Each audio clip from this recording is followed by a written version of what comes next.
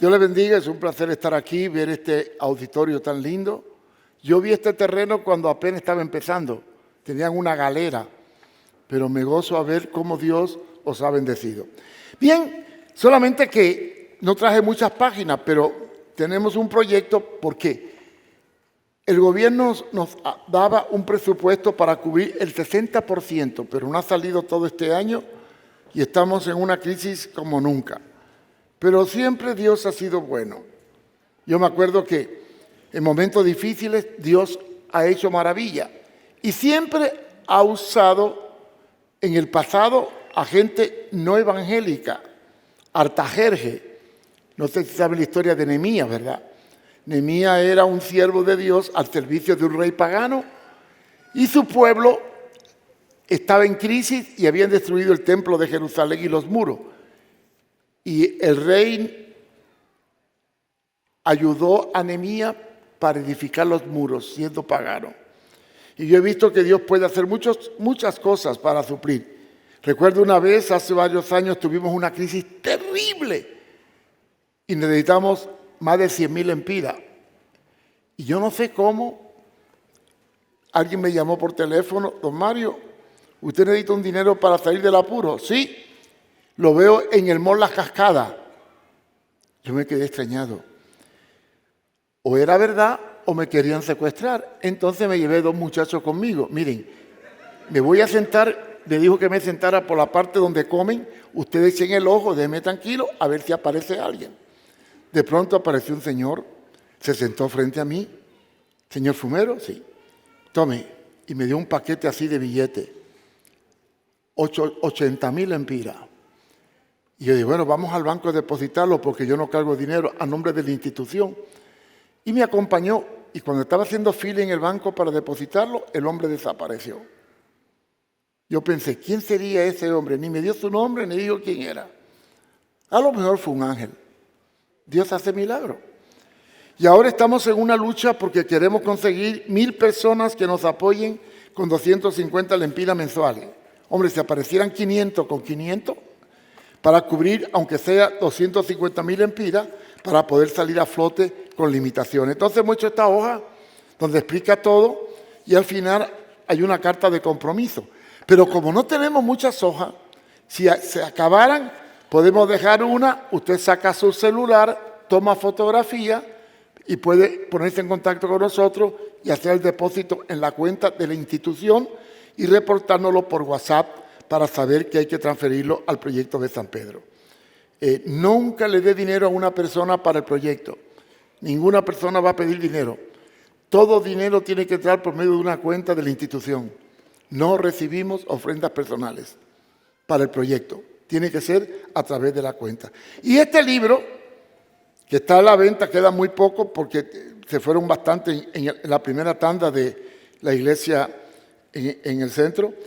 Trata sobre el origen de las maras, la ley antimara, los problemas en los centros penales, el abuso de la autoridad, todo el problema de la pandilla, su causa, origen, evolución, y después se llama Diamantes entre el lodo, porque está impregnado de testimonios de jóvenes que salieron de las pandillas, de la droga, y hoy en día son hombres victoriosos en el Señor. Y aquí relato una experiencia muy peculiar. Un gran amigo, que aunque es católico, yo lo aprecio mucho, Monseñor Rómulo Emiliani.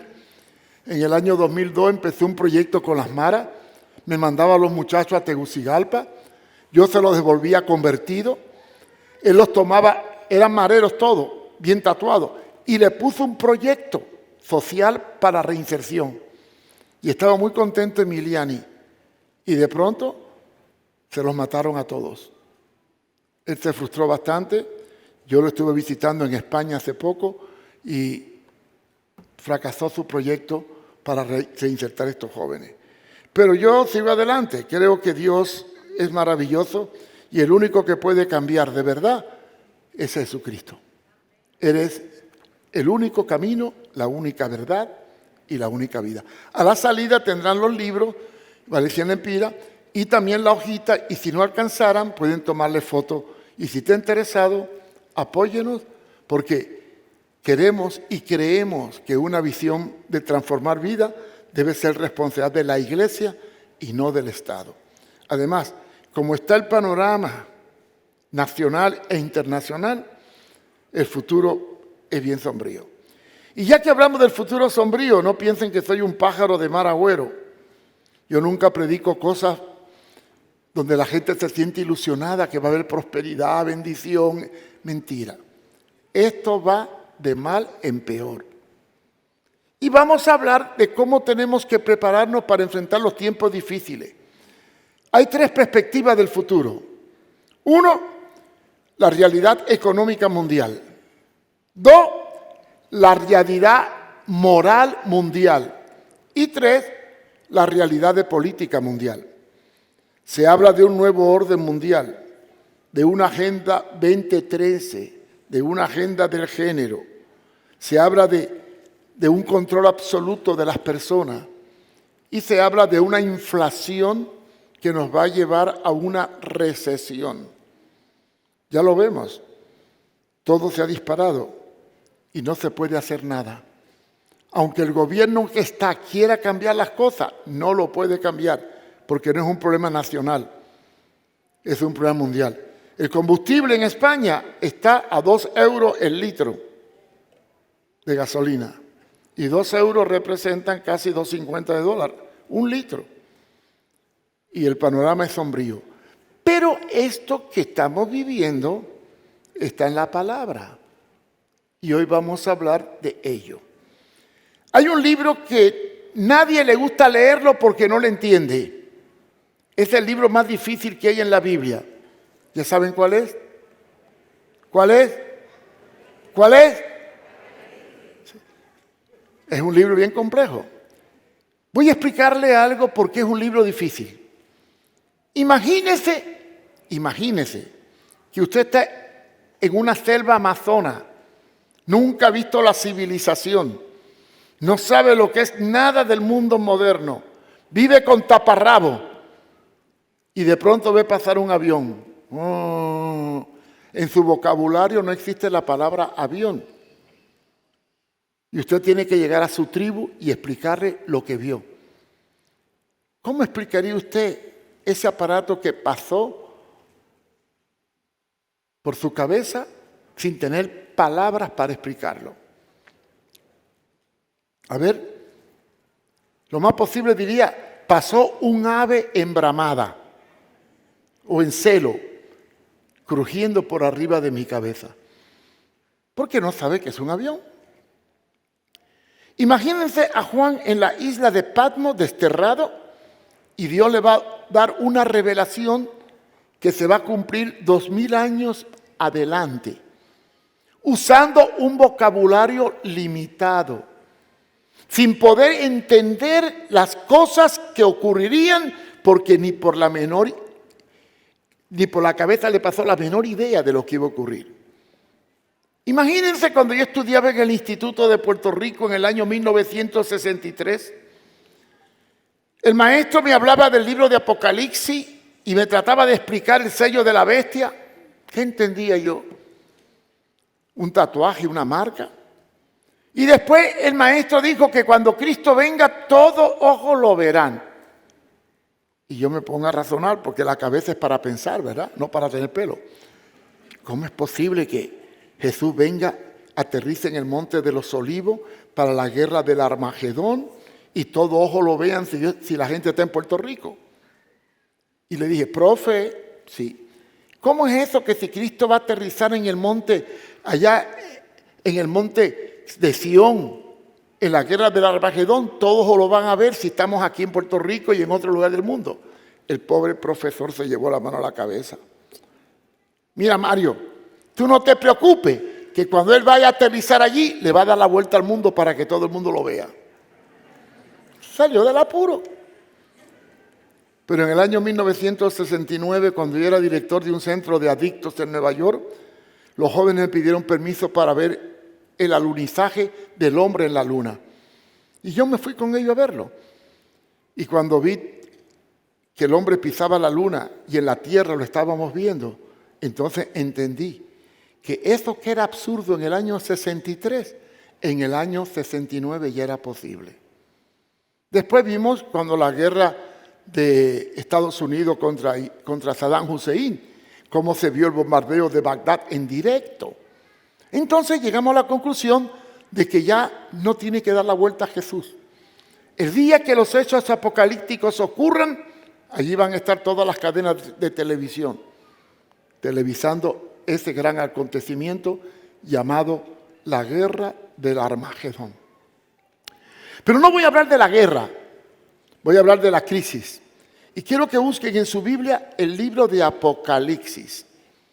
Si no tiene Biblia, entonces saque su celular y busque Apocalipsis. Si no tiene celular, entonces es un milagro. Porque ya los niños desde que nacen traen un celular en la mano. Capítulo 6. Y vamos a analizar solamente 2 caballos de los 4. Dejamos los primeros 2 caballos para otra vez. El blanco y el bermejo. Vamos a razonar el caballo negro y el caballo amarillo. Y vamos a buscar en el tipo y símbolo qué quería decir la profecía dada por Dios a Juan en la isla de Patmos.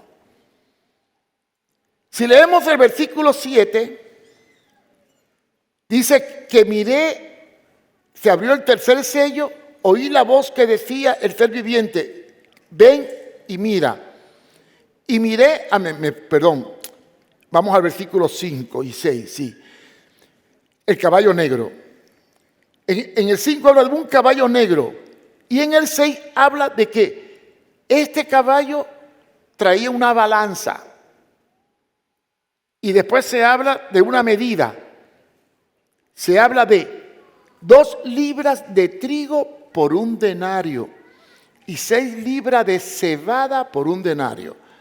Pero como aquí el trigo no se cultiva, y menos la cebada casi, ¿verdad? Vamos a convertir este texto en una versión hondureña. Pongamos que Juan está en la isla de Roatán y el ángel le habla estilo hondureño. Entonces vamos a convertir este texto en versión catracha. 2 libras de frijol por un día de trabajo. Y 6 libras de maíz por un día de trabajo. Pero no me venda ni la manteca ni el café. Versión hondureña. ¿Qué está hablando ahí? 2 libras de frijol por un día de trabajo.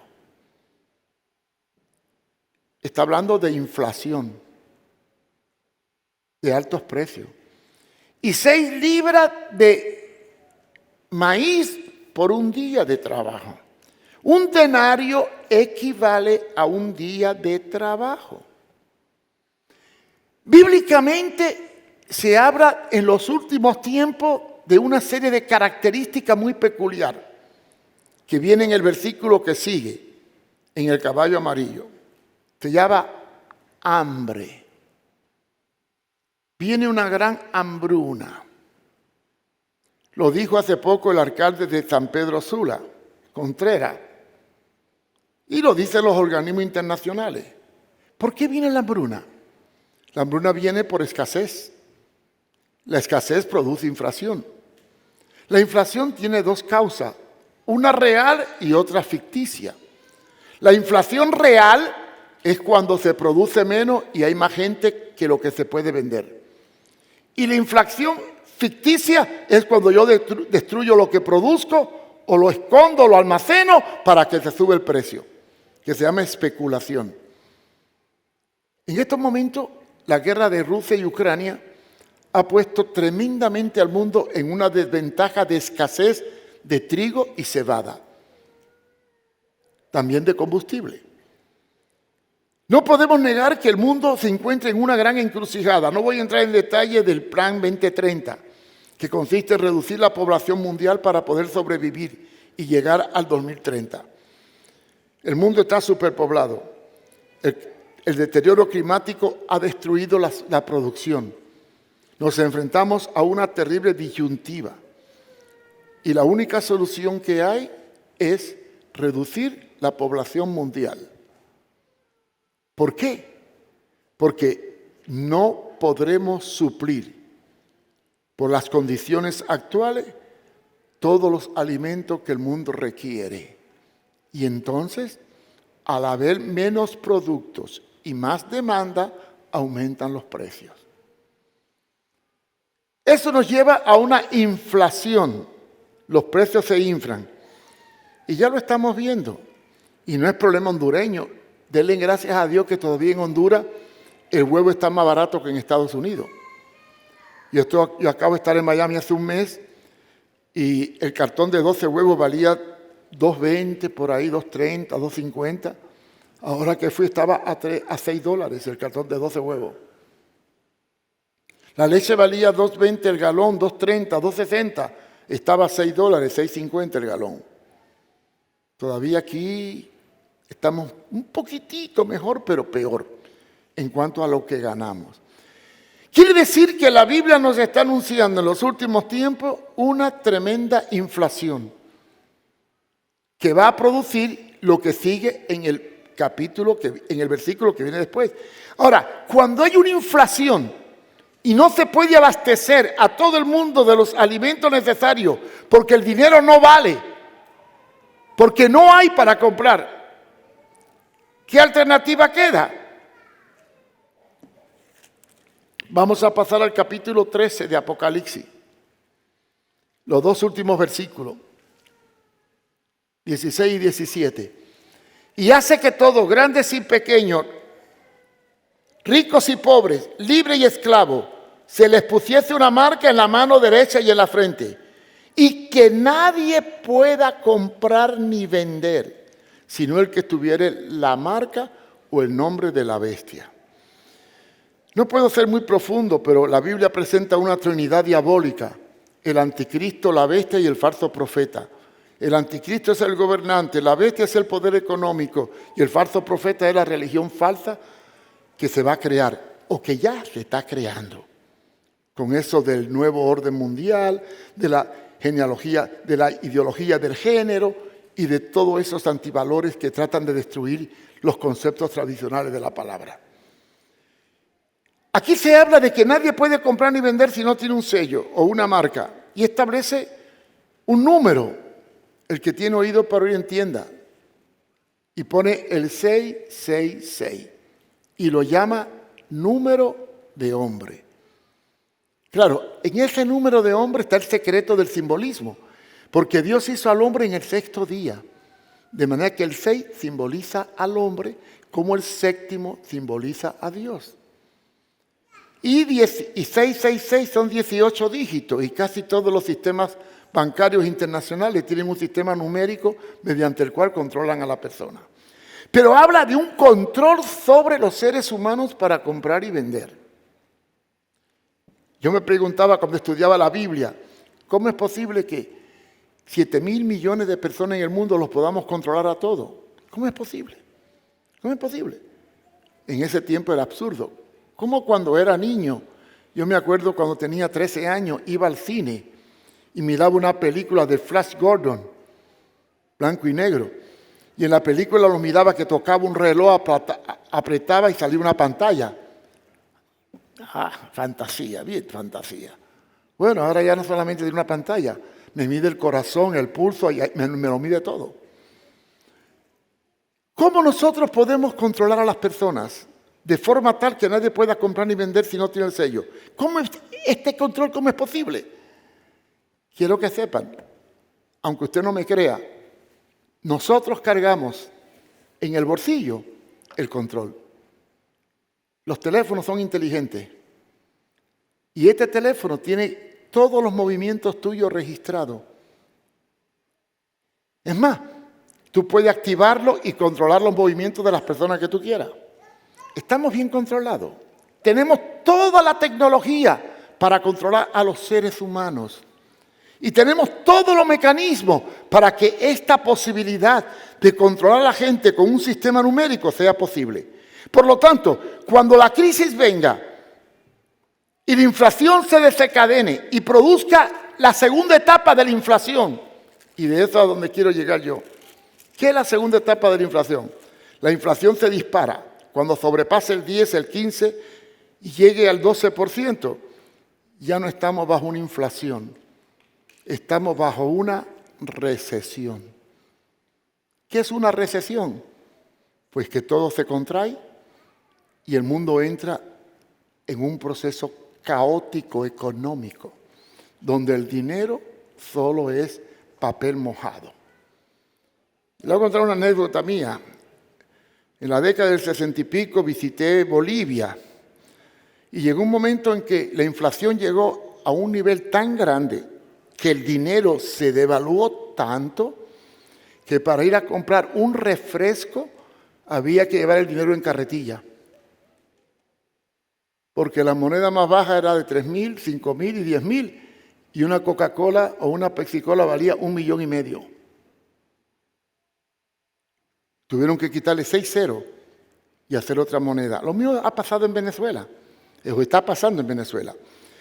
Quiere decir que bíblicamente vamos a una recesión como síntoma de la estructuración del nuevo orden mundial, que aunque tú no lo creas, ya está ejecutándose. Pero vamos al versículo que sigue. Al caballo amarillo. Y ahí es donde nosotros tenemos que ver lo que está pasando. 8. Miré y aquí un caballo amarillo y el que lo montaba tenía por sobrenombre muerte. Y el Hades le seguía. Hades es una palabra griega que tiene dos significados. Lugar debajo o infierno. El Hades le seguía.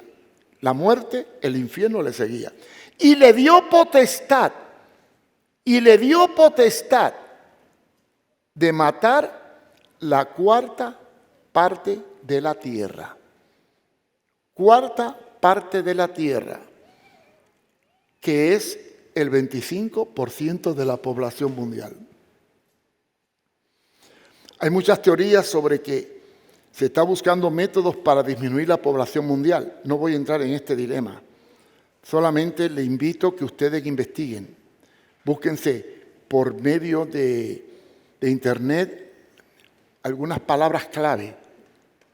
Por ejemplo, grafeno. Anótelo, investigue. Grafeno. No voy a dar más detalles. No quiero meterme muy profundo porque matar la cuarta parte de la población mundial. Ahora, la pregunta es, ¿y cómo la va a matar? Aquí da 3 cosas. Con espada, con hambre y con mortandad. Espada. Bueno, no dice ametralladora ni bomba porque no había esto. La época de la Biblia, la pelea eran con espada. Entonces está hablando de un arma de guerra llamada espada. Como hoy ya no se usa la espada. Ahora se usan bombas, granadas y ametralladoras. Pero habla de armas, espada. Cambiemos la palabra espada por armas. Hambre y mortandad. Mortandad es igual a pestilencia. Mortandad y pestilencia es igual a epidemia, es igual a plaga. Para nosotros poder respaldar un concepto, no podemos tomar un texto aislado de otro texto para fabricar un pretexto. Entonces, como este texto habla de una crisis mundial en los últimos tiempos de guerra, hambre, epidemias y caos, la pregunta es, ¿en qué otro fundamento bíblico puedo afianzar esto de Apocalipsis? Vayamos ahora a Mateo capítulo 24, versículos 6 y 7. Mateo 24, 6 y 7. Jesús está hablando de los últimos tiempos. Ya no es palabra de Apocalipsis, ya no es una revelación. Ya es una realidad transmitida por Jesús sobre la realidad de los últimos tiempos. En el 6 dice, y oiréis de guerra y rumores de guerra. Porque se levantará nación contra nación y reino contra reino. Y después dice, en el 7, y habrá hambre, terremotos y pestes. Hambre, terremoto y pestes. Jesús está hablando de la condición de los últimos tiempos. Escribe 4 cosas. Guerras entre naciones y dentro de naciones. Hambre, epidemias y terremotos, fenómenos naturales. Y después dice, y todo esto será principio de dolores. Quiere decir que lo que está diciendo Juan en la revelación del caballo amarillo no es nada más que la ratificación de lo que Jesús demostró como una señal de los últimos tiempos. Además, ahí mismo en Mateo capítulo 24, en el versículo 37 y 38, se compara los últimos tiempos con los tiempos de Noé. Dice, y como los días de Noé, así será la venida del Hijo del Hombre. Bueno, ¿cómo eran los días de Noé? Pues entonces tendría que irse a Génesis 6:11, donde dice que la tierra estaba corrompida y llena de violencia.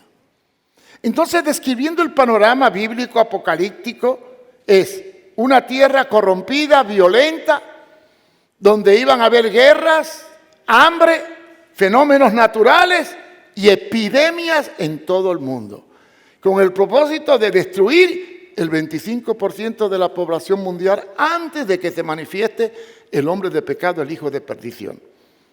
Quiere decir que para que aparezca un anticristo o un líder mundial o una estructura mundial o un eje mundial, tienen que haber factores que aglutinen y creen las condiciones para esa unidad. Y esa unidad, que se llama Nuevo Orden Mundial o la Agenda 2030, no es nada más que el inicio de lo que hoy estamos viviendo, no a nivel hondureño, a nivel mundial. El mundo está dividido en 2 facciones. Uno, los países que le hacen el juego al nuevo orden mundial. No lo voy a mencionar, pero usted sabe cuáles son. Donde están disolviendo todos los valores tradicionales para imponer nuevos valores contrarios a los tradicionales. Y tristemente, los únicos países que están cayendo en esta trampa, tristemente, son los que se llaman cristianos. Porque el nuevo orden mundial está prevaleciendo en los países dominados por el cristianismo. Excepto Rusia y China. Bueno, Rusia es cristiana, pero no de la línea nuestra, es conservadora. China no es cristiana, es budista, musulmana y confuciana. Pero los países que no son cristianos no le hacen el juego al nuevo orden mundial. Y el mundo está dividido en 2 fracciones. Los que luchan por imponer el nuevo orden mundial y los que luchan porque no entre el nuevo orden mundial. Pero en esta lucha está ocurriendo un fenómeno. Está viniendo una crisis económica que los abarca a todos y pone en peligro el derrumbe de la economía mundial. Pregunto, ¿cuáles son las señales proféticas de los últimos tiempos?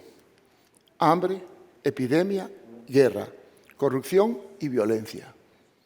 ¿No estamos llenos de todos estos fenómenos? ¿Qué nos está diciendo la profecía bíblica? Lo que dijo el apóstol Pablo, cuando estas cosas comiencen a suceder, redimiendo el tiempo, porque los días son malos.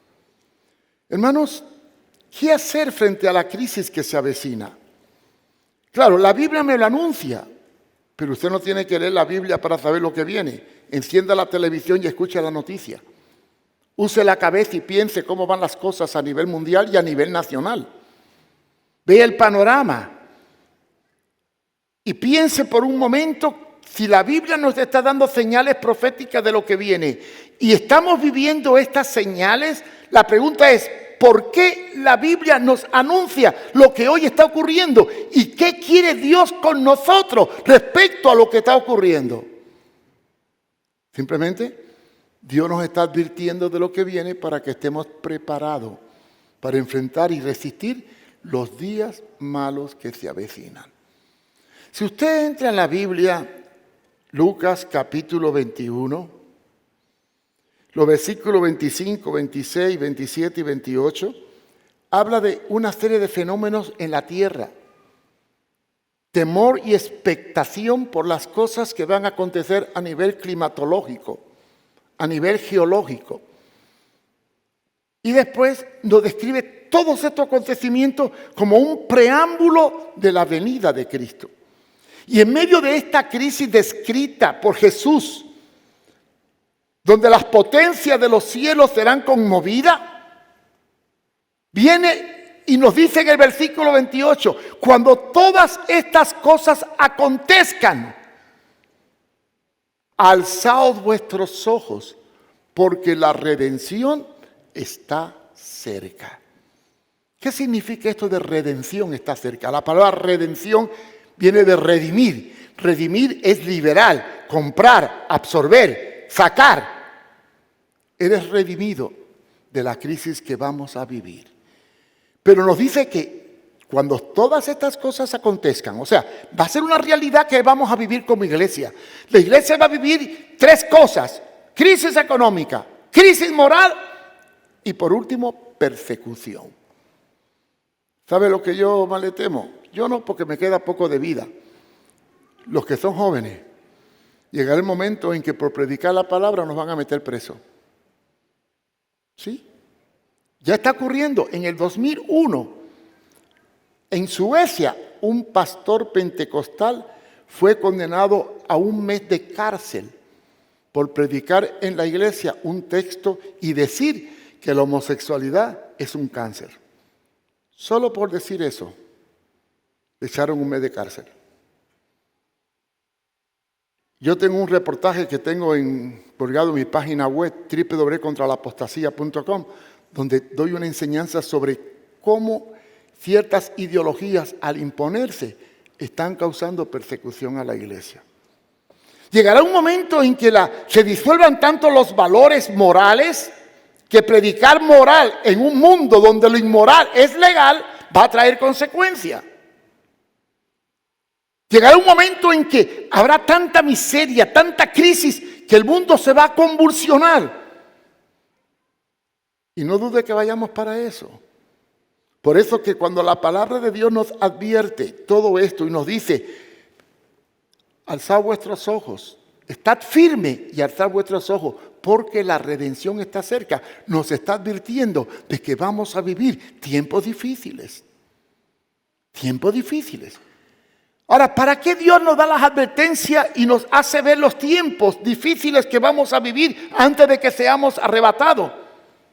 Simplemente para que tomemos la precaución de vida. Y aquí viene la conclusión. ¿Qué podemos hacer frente a lo que viene? Porque no le puedo decir que vienen tiempos maravillosos, que todo es prosperidad, que no. Si le predico eso, le estoy predicando el mensaje del diablo.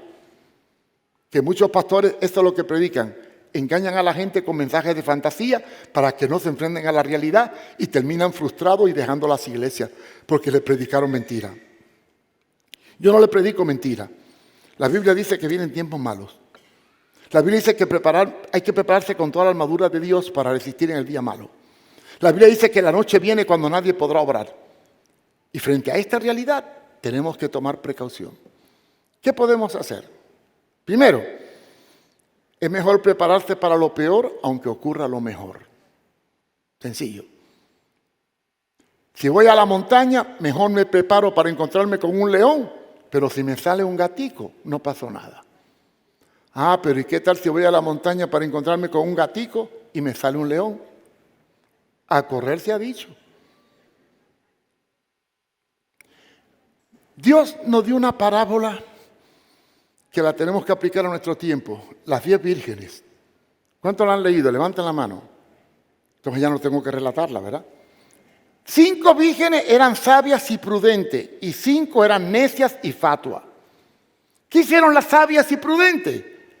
Tenían suficiente aceite almacenado por si el esposo se demoraba. ¿Cómo se llama eso? Provisión. Provisión por si hay que esperar mucho.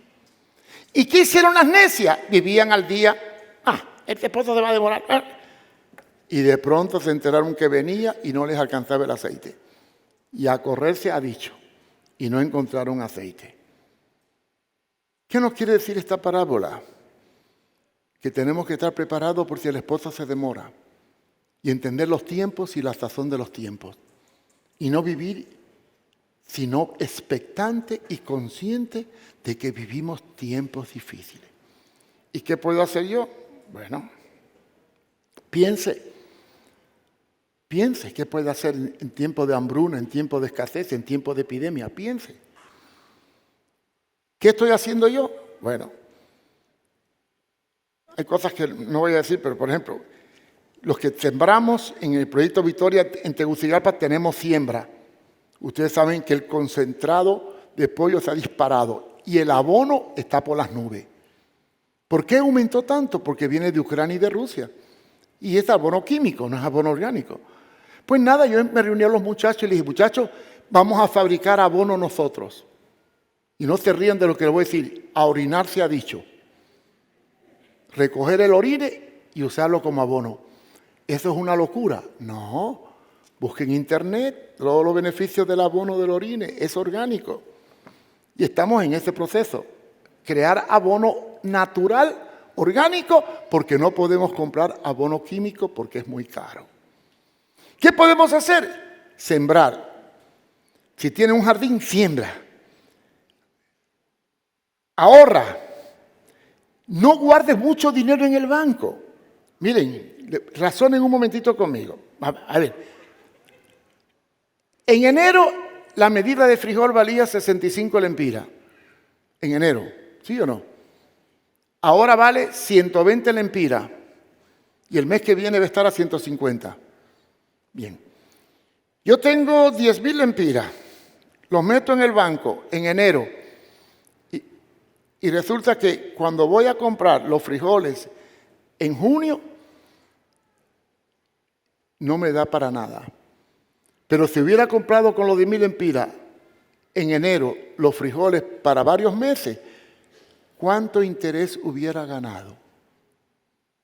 ¿Cuánto subió el frijol de enero a hoy? Como 40 lempiras o 50, ¿sí o no?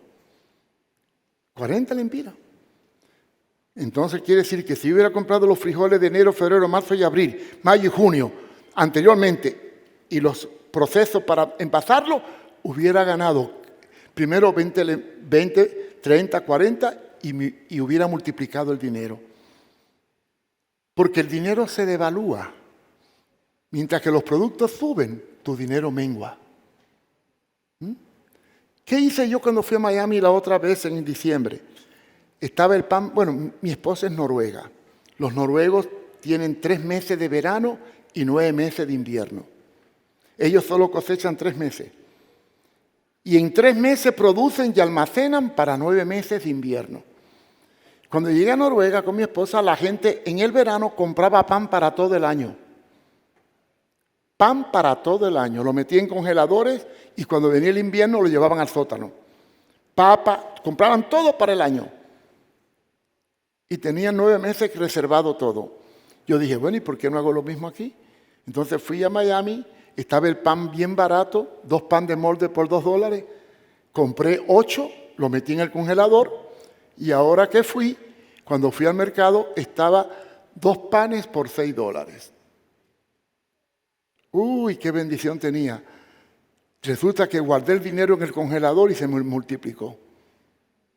¿Y en el banco cuánto me hubieran dado interés? El 2, el 3%. Y el interés que te da el banco se lo come la inflación. 50 o 20 veces más. Entonces, ¿qué nos dice la palabra? Hagamos provisión para los tiempos difíciles. No confiemos en el oro y la plata. No confiemos en el dinero. No confiemos en un mañana mejor. Preparémonos hoy para lo difícil de mañana. Hagamos provisión. ¿Recuerdan la historia de José? ¿Cómo le reveló al faraón un sueño? ¿Y cuál era el sueño? 7 años de vacas gordas y después 7 años de vacas flacas.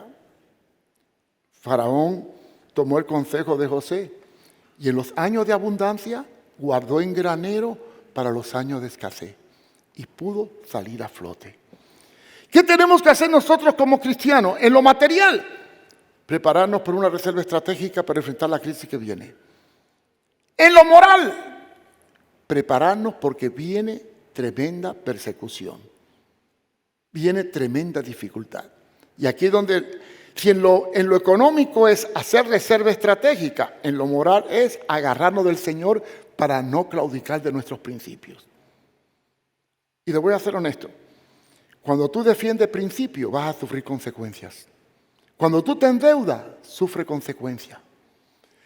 Cuando tú no actúas conforme a los principios de la palabra y te dejas vender o comprar por el medio, terminas cayendo en apostasía. Muchas veces yo he perdido ayudas tremendas para el proyecto Victoria porque digo la verdad. Una vez critiqué cierto producto que hacía daño y esa compañía me daba 10,000 lempiras mensuales.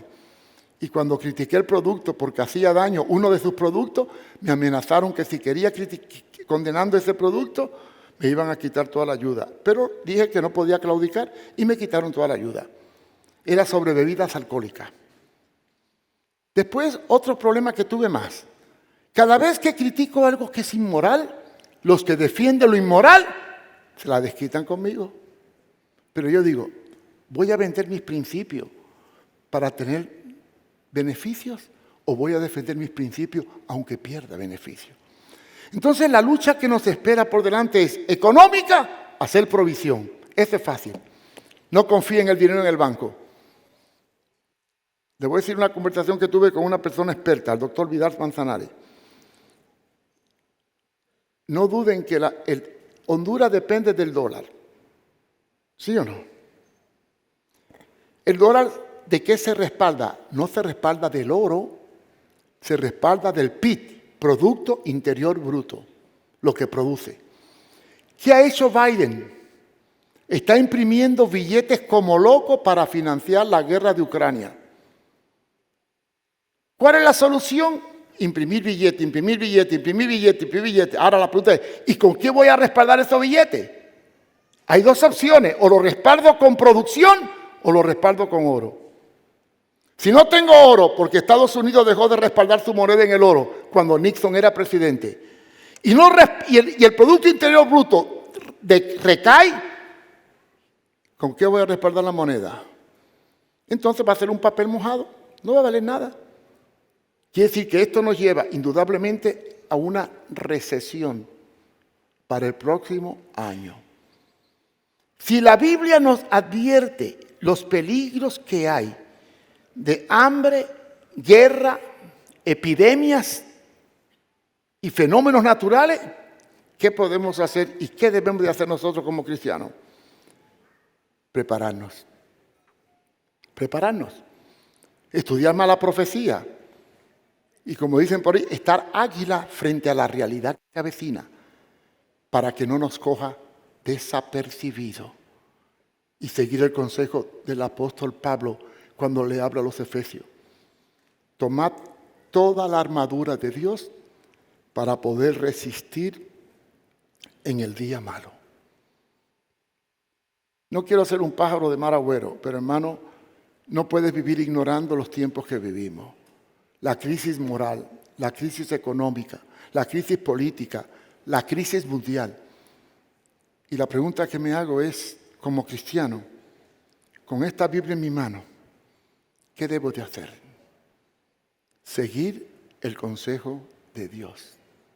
Prepararnos para lo peor, aunque ocurra lo mejor. Y este es mi consejo. Haga provisión, no confíe mucho en la economía ni en la reserva de dinero. Invierta en cosas no perecederas. Prepárese para lo peor, aunque ocurra lo mejor.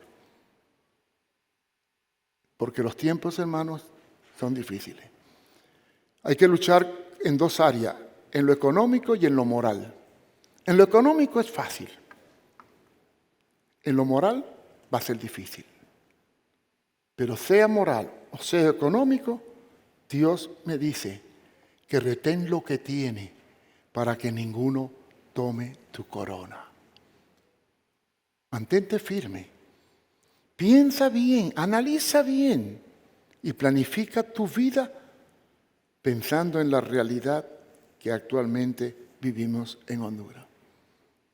Tenga reserva estratégica de todo, de combustible, de todo. Si puede tener, mire, el dinero guardado es dinero devaluado. El dinero invertido es dinero ganado. ¿Sabe que yo siempre, desde que me casé con una noruega, gloria a Dios, aprendí a hacer reservas. Siempre tengo reservas para tiempo. Por ejemplo, en combustible yo tengo reservas para hacer frente a 3 meses. En comida, igual. Me compré un congelador y ahí congelo todo y tengo, porque digo, ¿y para qué quiero tener dinero en el banco si al fin y al cabo se me devalúa? Mejor compro lo que necesito, lo guardo y voy ganando más intereses que lo que me da el banco. Que no puedo andar en carro porque está muy caro. Ahora voy una vez a la semana a Tegucigalpa y no 2. En el proyecto, como no podemos gastar gasolina, le compré bicicleta. Lástima que Tegucigalpa es una topografía muy mala. Pero aquí en San Pedro, el único peligro es que un carro te lleve por delante. Pero bueno, te vas para el cielo. Pero sí, hay que estructurar nuestra economía de acuerdo a nuestra realidad y enfrentarnos a nuestro mundo con coherencia apostólica de la palabra para no caer en errores. Así que mi consejo, prepárese para lo peor, aunque ocurra lo mejor. Tome precaución. Y como dice la palabra, revístase de toda la armadura de Dios para que pueda resistir en el día malo. Sabiendo que cuando haya acabado todo, el Señor vendrá por nosotros. Vamos a orar. Padre, te damos gracias por tu palabra. Triste, Señor, el tiempo que estamos viviendo y el futuro que nos espera. Porque estamos llenos de violencia, de guerra, de hambre, de epidemias, de crisis económica, de antivalores por todos lados, Señor.